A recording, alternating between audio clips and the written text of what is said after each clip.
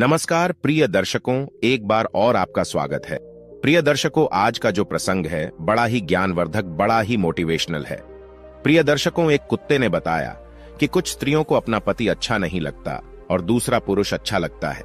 वहीं कुछ पुरुषों को अपनी पत्नी अच्छी नहीं लगती और दूसरे की स्त्री अच्छी लगती है। साथ ही आपने देखा और सुना होगा, कुछ लोग बहुत ही मेहनत करते हैं फिर भी वह गरीब रहते हैं। उनकी गरीबी कभी दूर नहीं होती। वही कुछ गरीब लोग बहुत कम समय में धनवान हो जाते हैं और उनकी गरीबी हमेशा के लिए मिट जाती है। आखिरकार ऐसा क्यों होता है? आपने सुना होगा, सभी लोग यही कहते हैं कि यह तो कर्मों का फल है। यह तो ठीक है कि सब कर्मों का ही फल होता है, मगर कर्म कैसे और किस दिशा में करने चाहिए जिससे उस कर्म का सकारात्मक फल मिले? तो आइए इस ज्ञानवर्धक प्रसंग को एक कहानी के माध्यम से समझते हैं। प्रिय दर्शकों, इससे पहले आप हमारे चैनल में पहली बार आए हैं तो चैनल को सब्सक्राइब करें, बेल आइकन को प्रेस करें और अच्छे अच्छे कमेंट किया करें ताकि हर आने वाले वीडियो का नोटिफिकेशन सबसे पहले आपको मिले और आप उन वीडियो को फायदा उठा सकें। चलिए शुरू करते हैं प्रिय दर्शकों, आज की ये प्यारी सी कहानी, ये प्यारा सा वीडियो। प्रिय दर्शकों, एक समय की बात है, एक जंगल में एक आम का पेड़ था। उस आम के पेड़ के नीचे एक कुत्ता रहा करता था। एक दिन उसी पेड़ के पास से होकर के एक साधु निकलते हुए जा रहे थे। उन्हें थोड़ी सी थकान महसूस हुई तो वह संत जो थे उसी आम के पेड़ की छाया में बैठ गए, जिसके नीचे एक कुत्ता रहा करता था। वही जब कुत्ते की नजर उन साधु पर पड़ती है तो कुत्ता साधु से कहने लगता है, महाराज आप तो ज्ञानी हैं, हमको कोई ऐसा रास्ता बताओ जिससे कि शरीर पूरा होने के बाद हमें स्वर्ग की प्राप्ति हो। फिर कुत्ते की बात को सुनकर के वो साधु कहने लगते हैं, यदि तुम स्वर्ग में जाना चाहते हो तो तुम्हें 2 प्रश्नों के उत्तर खोजने होंगे। जिस दिन तुम्हें इन दोनों प्रश्नों के उत्तर मिल जाएंगे उस दिन तुम्हारी समस्या का समाधान हो जाएगा। फिर साधु की बात को सुनकर के कुत्ता कहने लगता है, महाराज आप मुझे अपने दोनों प्रश्न बताओ जिनका उत्तर मैं अवश्य ढूंढ कर रहूंगा। फिर साधु कहता है, हे कुत्ते, मेरा पहला प्रश्न है, भगवान को किस प्रकार भोग लगाने से भिखारी भी राजा बन जाता है? मेरा दूसरा प्रश्न है, स्त्री को दूसरे का पति और पुरुष को दूसरे की पत्नी क्यों अच्छे लगते हैं? प्रिय दर्शकों, इस प्रकार दोनों प्रश्न बता करके वह साधु वहां से चला जाता है। वहीं साधु के चले जाने के बाद में कुत्ता उन दोनों प्रश्नों का उत्तर ढूंढने के लिए चारों तरफ भटकता है, पर उन्हें संतुष्ट भरा उत्तर नहीं मिल पाता है। और इस प्रकार जब कुत्ता परेशान हो जाता है तो उसकी मुलाकात एक बूढ़े गिद्ध से हो जाती है। वही वह बूढ़ा गिद्ध जो था कुत्ते से कहता है कि तुम शंकर भगवान के पास जाओ, तुम शिव जी के पास जाओ, वो ही तुम्हारी समस्या का समाधान कर सकते हैं। प्रिय दर्शकों, इस प्रकार कुत्ता बूढ़े गिद्ध की बात सुनकर के भगवान शिव के पास जाता है तो क्या देखता है, एक जंगल में भगवान शिव और पार्वती विचरण कर रहे थे। फिर तो कुत्ता भगवान शिव के पास जाकर के उन्हें अपनी समस्या बताता है। तो कुत्ते की बात को सुनकर के भगवान शिव और पार्वती वही जंगल में एक शिला पर बैठ जाते हैं और कुत्ते से कहते हैं कि मैं तुम्हें एक छोटी सी कहानी सुनाता हूं। इस कहानी को बड़े ही ध्यान से सुनना। यदि तुमने इस कहानी को पूरे मन से सुना तो निश्चित ही तुम्हें तुम्हारे दोनों प्रश्नों के उत्तर मिल जाएंगे। फिर कुत्ता कहता है, प्रभु मैं आपको वचन देता हूं कि जब तक आप कहानी सुनाएंगे मैं कहानी को पूरे मन से सुनूंगा। आप कहानी को शुरू कीजिए। भगवान शिव कहते हैं कि हे श्वान, एक गांव के बाहर विष्णु भगवान का एक छोटा सा मंदिर था जिसमें एक वृद्ध पुजारी रहते थे। एक दिन एक गरीब मां अपने नन्हे से बालक को मंदिर के द्वार पर छोड़कर चली गई। बहुत खोजने पर भी पुजारी को बालक के परिवार का कुछ भी पता नहीं चला। जब गांव का भी कोई व्यक्ति उस बालक का लालन पालन करने को तैयार नहीं हुआ तो पुजारी ने विष्णु भगवान की इच्छा समझ करके उस बच्चे को अपने पास रख लिया और उस बच्चे का नाम चंदन रख दिया। वहीं गांव के श्रद्धालु भक्तों से जो कुछ भी प्राप्त होता था उसी से भगवान विष्णु का और पुजारी का और उस बालक चंदन का गुजारा चलता था। और यदि किसी दिन भोग कम भी पड़ जाता था तो पुजारी जो था भगवान को भोग लगा करके और स्वयं और उस बालक को गंगाजल पिला करके केवल सो जाते थे। वहीं धीरे धीरे चंदन बड़ा होने लगा और अब वह पुजारी के कामों में हाथ बटाने लगा। वृद्ध पुजारी के थके हारे हाथों को अब कुछ आराम मिलने लगा। इसीलिए पुजारी ने अब चंदन को मंदिर की सफाई, भगवान विष्णु की पूजा और उनको भोग लगाने और उनकी आरती करने की विधि अच्छी प्रकार से समझा दी। और स्वयं पुजारी जो थे भगवान विष्णु के नाम जप और संकीर्तन में अपना समय व्यतीत करने लगे। वहीं एक दिन भगवान विष्णु के मंगलकारी नाम का जप करते हुए उन पुजारी के प्राण छूट गए। अब पुजारी की मृत्यु हो जाने के बाद में वह चंदन नामक बालक जो था, उसका संसार में भगवान विष्णु के अलावा कोई दूसरा सहारा नहीं रहा, क्योंकि उस बच्चे को पुजारी ने ही पाला था। वही पुजारी ने मरने से पहले उस चंदन को 3 बातें बताई थीं। पहली बात, हमेशा विष्णु भगवान को ताजी गर्म रसोई का ही भोग लगाना। दूसरी बात, भगवान को भोग लगाए बिना स्वयं कुछ भी नहीं खाना। तीसरी बात, भगवान विष्णु पर विश्वास रखकर कभी भी किसी भी वस्तु का संग्रह नहीं करना, बासी भोजन का भी नहीं।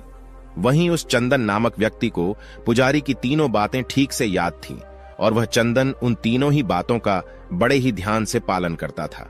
यदि कोई भक्त पहले से बना भोजन या मिठाई मंदिर में दे जाता तो बालक चंदन जो था उसे गरीबों में बांट देता था। बड़ी ताजी रसोई बनाकर ही भगवान विष्णु को भोग लगाता था। उसके बाद ही स्वयं प्रसाद ग्रहण करता था और यदि फिर भी बच जाता था तो उसे बांट देता था। भगवान शिव कहते हैं कि हे तोते, यदि रसोई बनाने को सामग्री नहीं होती थी तो भगवान विष्णु और वो बालक चंदन दोनों गंगाजल पीकर ही रह जाते थे। एक दिन बरसात का मौसम आया और 3-4 दिन तक मूसलाधार बरसात होने से मंदिर में एक भी भक्त नहीं आया। वहीं चंदन अपने विष्णु भगवान को गंगा का ही भोग लगाता रहा और उसे ही पीकर स्वयं भी समय गुजारता रहा। उधर भगवान विष्णु उस बालक चंदन की भक्ति और सहन शक्ति की परीक्षा लेते रहे, किंतु आखिर में अपने भक्त बालक को भूख से तड़पते देख करके भगवान विष्णु से रहा नहीं गया और विष्णु जो थे, सेठ के नौकर का रूप धर करके हाथ में भोजन सामग्री की पोटली लेकर के बरसात में भीगते हुए मंदिर के द्वार पर जा पहुंचे। और इस प्रकार विष्णु ने मंदिर पर आवाज लगा करके उस चंदन को बुलाया और उसके हाथ में पोटली देते हुए कहा, ये कच्चा राशन सीधे के रूप में सेठ जी ने तुम्हारे पास भेजा है, इसे रसोई बनाओ, भोग लगाओ और स्वयं भी प्रसाद पाओ। मैं कल फिर आऊंगा। वहीं चंदन भगत ने आशीर्वाद देकर के और सूखी गीली लकड़ियों के धुएं में गर्म रसोई बना करके भगवान विष्णु को भोग लगाया। फिर पूरे बरसात के मौसम में भगवान विष्णु नौकर के भेष में चंदन भगत को सीधा देने के लिए आते रहे और स्वयं भी गर्मा गर्म रसोई का भोग पाते रहे। भगवान शिव कहते हैं कि हे श्वान, एक दिन चंदन भगत ने सोचा कि सेठ जी को सीधा भेजते हुए 4 महीने हो चले हैं, किंतु वे स्वयं कभी भी मंदिर में भगवान विष्णु का प्रसाद ग्रहण करने नहीं आए। फिर अगले दिन भगवान विष्णु नौकर के वेश में जब सीधे की पोटली देने आए तो चंदन भगत ने उनसे कहा, अरे भाई, तुम्हारे सेठ जी इतने बड़े धर्मात्मा हैं कि रोजाना तुम्हारे हाथों से सीधा भिजवा देते हैं और कभी भी स्वयं मंदिर में प्रसाद लेने के लिए नहीं आते। इस कारण से मेरा हृदय अत्यंत दुखी हो रहा है। तुम अपने सेठ जी से कहना कि कल वो भी मंदिर में प्रसाद ग्रहण करने के लिए अवश्य पधारें।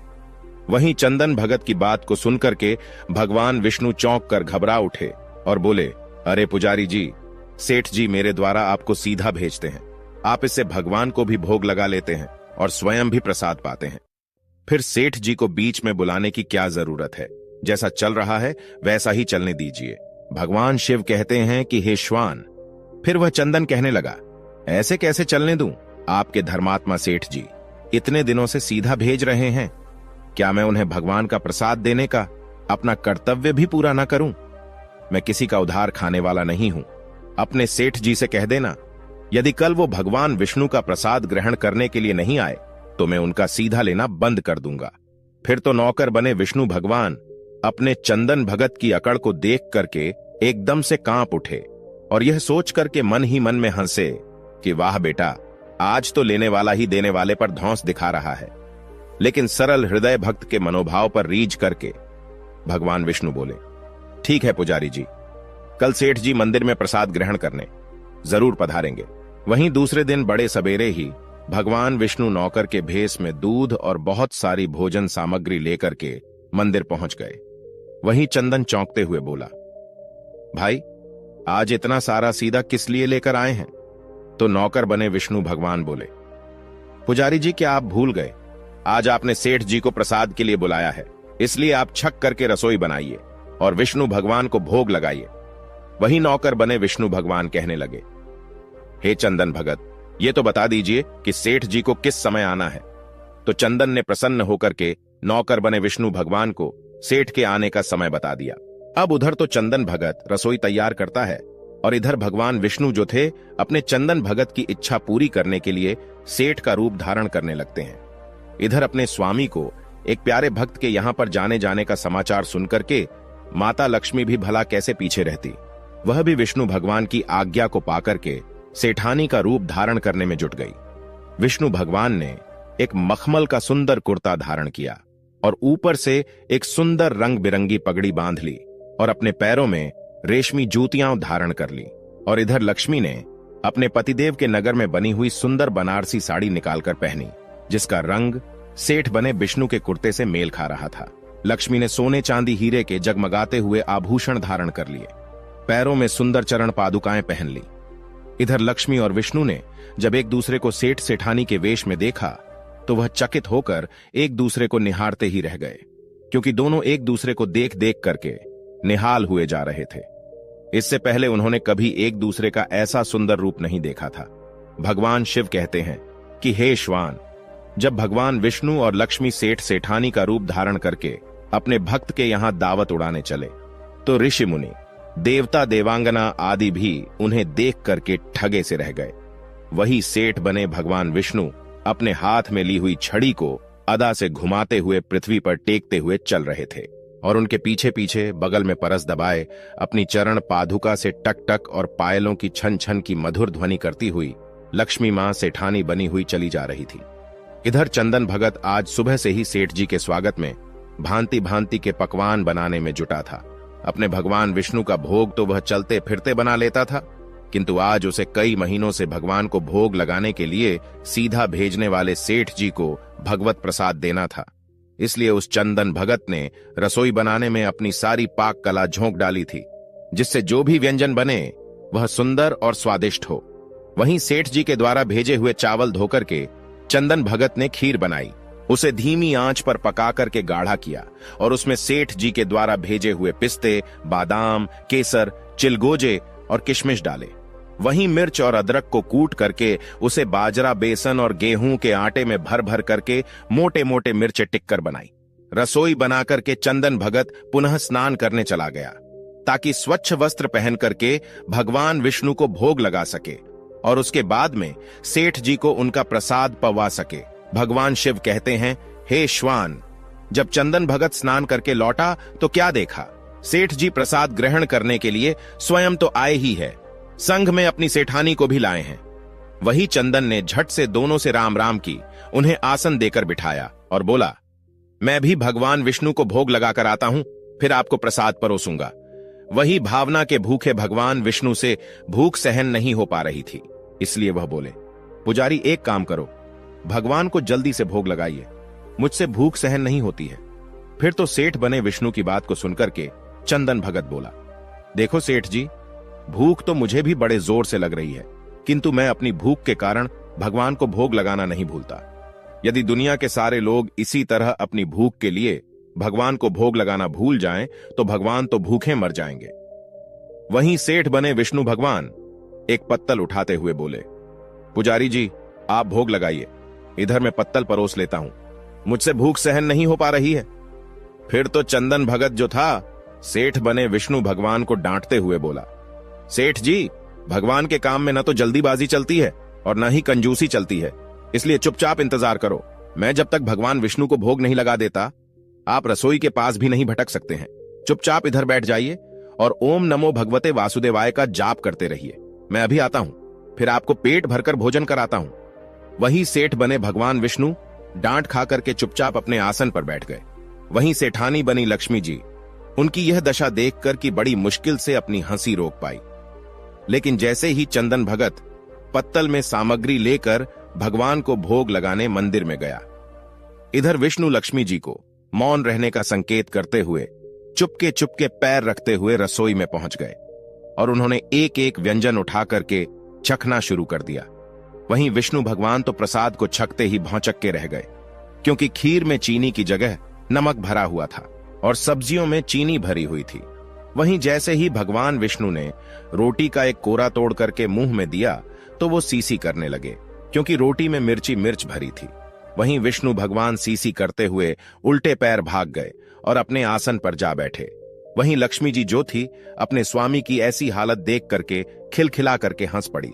इससे पहले कि भगवान विष्णु लक्ष्मी के सामने कुछ सफाई दे पाते, चंदन भगत ओम नमो भगवते वासुदेवाय मंत्र का जप करते हुए रसोई में पहुंचा और उसने भोग को रसोई में मिला करके उसे पवित्र बना डाला और फिर सेठ जी के सामने पत्तल परोसकर हाथ जोड़कर बोला, सेठ जी, मैंने भगवान विष्णु को भोग लगा दिया है, अब आप भी जी भरकर प्रसाद पाइए।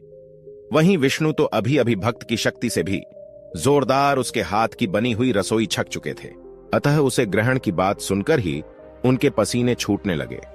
कभी भगवान विष्णु चंदन भगत का तो लक्ष्मी का मुख देखने लगते, वहीं चंदन भगत को सेठ जी की ढील बर्दाश्त नहीं होती है और वह कहता है, सेठ जी, अब क्या हो गया आपको? अभी अभी तो आप इतने उतावले हो रहे थे, आपको बहुत तेज भूख लग रही थी, पर अब आप खाने में इतनी देरी क्यों कर रहे हैं? आप जल्दी से प्रसाद ग्रहण करो, तभी तो माता जी भी प्रसाद ग्रहण करेंगी और उसके बाद में फिर मैं प्रसाद पाऊंगा।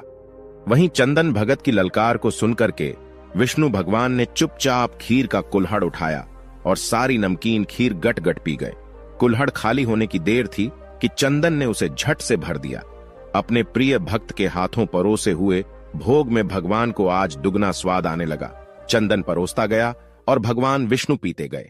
वहीं जगत माता लक्ष्मी भक्त और भगवान दोनों के प्रेम को देख करके मंत्रमुग्ध होती रहीं।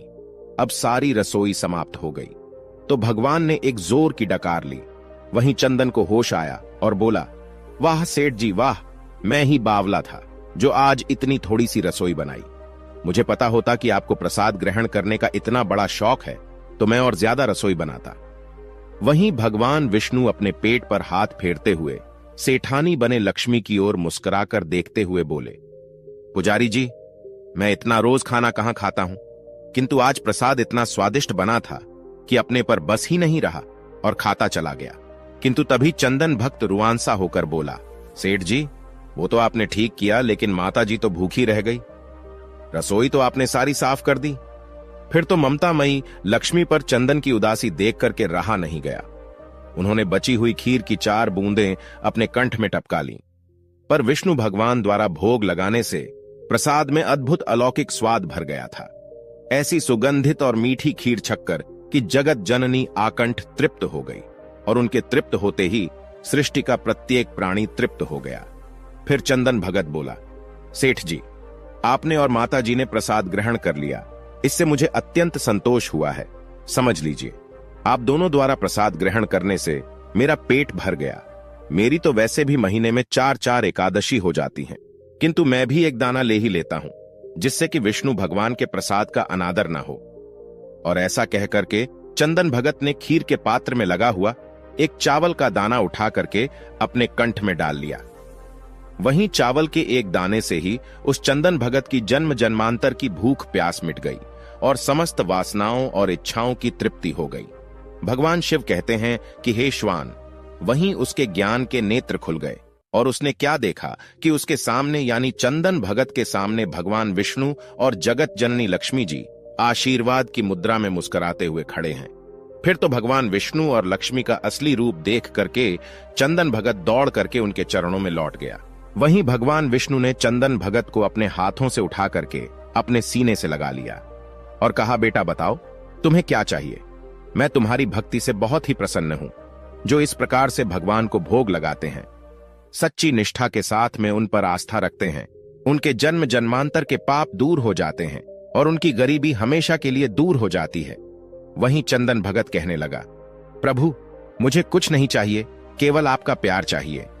वहीं भगवान विष्णु कहते हैं, नहीं चंदन, तुमने अब तक गरीबी देखी है, मैं तुम्हें वरदान देता हूं कि तुम इस राज्य के राजा बनकर के इस राज्य का सुख भोगोगे और शरीर पूरा होने के बाद में तुम्हें स्वर्ग की प्राप्ति होगी। और फिर ऐसा कहकर के भगवान विष्णु और लक्ष्मी अंतर्ध्यान हो जाते हैं। वही गरीब चंदन जो था भगवान को नित्य नियम से भोग लगा करके स्वयं भोजन करता था, जिसका उसे फल मिला कि वह भिखारी से राजा बना।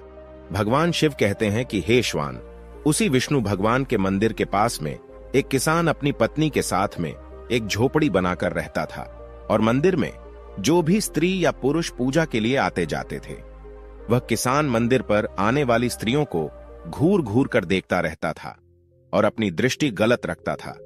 वहीं उस किसान की पत्नी मंदिर पर आने वाले पुरुषों को घूर घूर कर देखती रहती थी। अब समय इस प्रकार से धीरे धीरे गुजरता गया। एक दिन एक ठग कहीं से घूमता हुआ उस किसान की झोपड़ी से होकर गुजरा तो किसान की पत्नी की नजर उस ठग पर पड़ गई। वही ठग जो था दिखने में किसान से ज्यादा हष्ट पुष्ट और सुंदर था। देखते ही देखते वो किसान की पत्नी उस ठग को अपना दिल दे बैठी। वहीं मौका पाकर के किसान की पत्नी ने उस ठग से कहा, मैं तुम्हें बहुत पसंद करने लगी हूं, तुम मुझे अपने साथ ले चलो। भगवान शिव कहते हैं कि हे श्वान।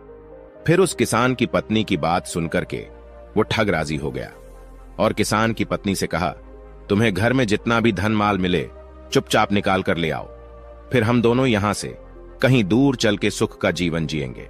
वहीं वह किसान की पत्नी घर में घुसती है और जितना भी धन चुरा सकती थी उतना ले करके उस ठग के पास आ जाती है और फिर वह ठग उस किसान की पत्नी को लेकर के गांव से दूर निकल जाता है।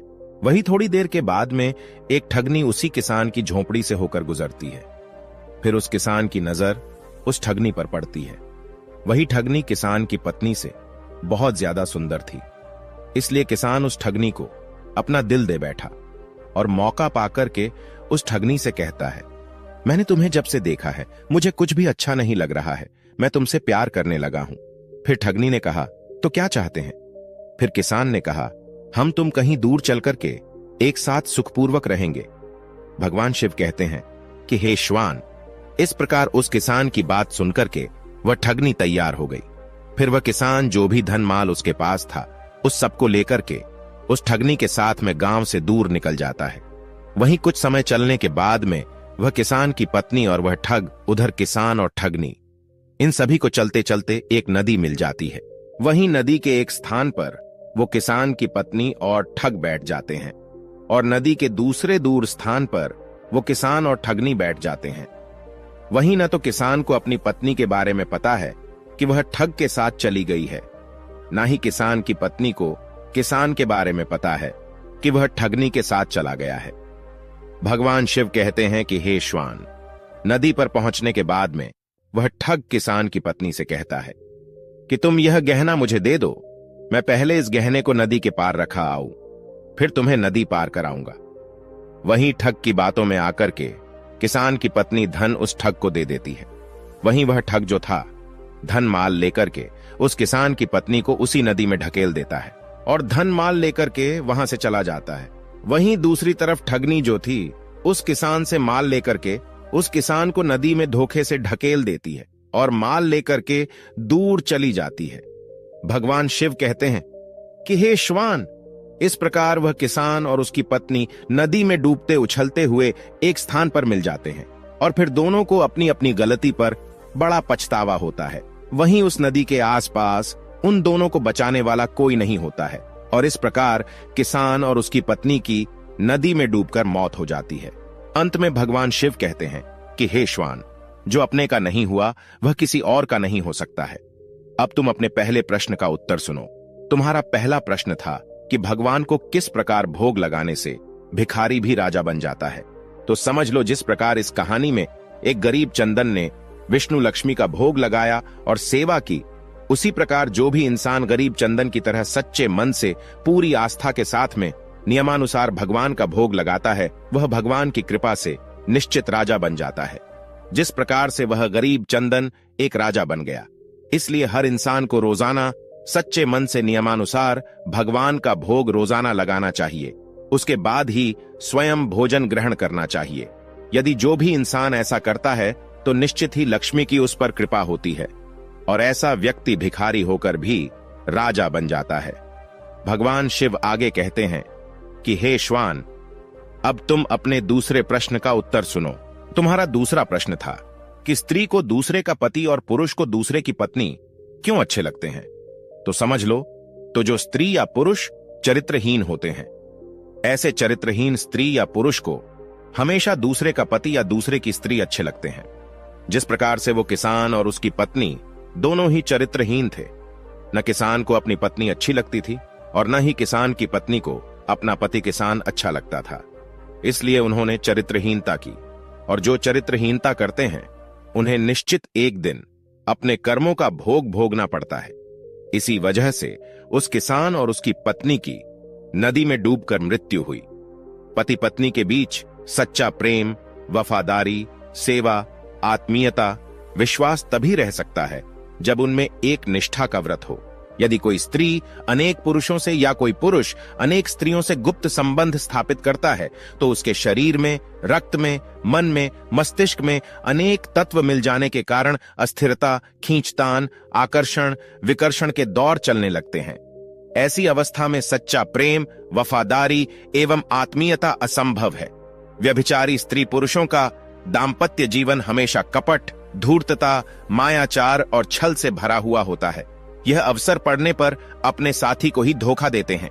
इसलिए जो चरित्रहीन स्त्री होती है उसे कभी अपना पति अच्छा नहीं लगता, और जो चरित्रहीन पुरुष होता है उसे कभी भी अपनी स्त्री अच्छी नहीं लगती, और ऐसे स्त्री पुरुष को अंत समय में नरक में जाना पड़ता है।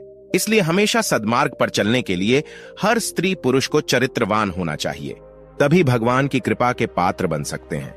प्रिय दर्शकों, इस प्रकार भगवान शिव के द्वारा कहानी सुनने के बाद में कुत्ते का मन पूरी तरह से संतुष्ट हो जाता है, और फिर वह वहां से भगवान को प्रणाम करके वहां से चला जाता है, और समय आने पर उसको स्वर्ग की प्राप्ति होती है, क्योंकि कुत्ता एक दूसरे से बहुत प्यार करते थे, एक दूसरे के अलावा कभी किसी की ओर देखते भी नहीं थे।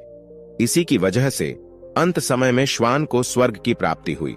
प्रिय दर्शकों, हमारी आज की कहानी, आज का वीडियो यहां समाप्त होता है। हम उम्मीद करते हैं कि आपको ये कहानी पसंद आई होगी और आप इससे ढेर सारी प्रेरणा लेंगे।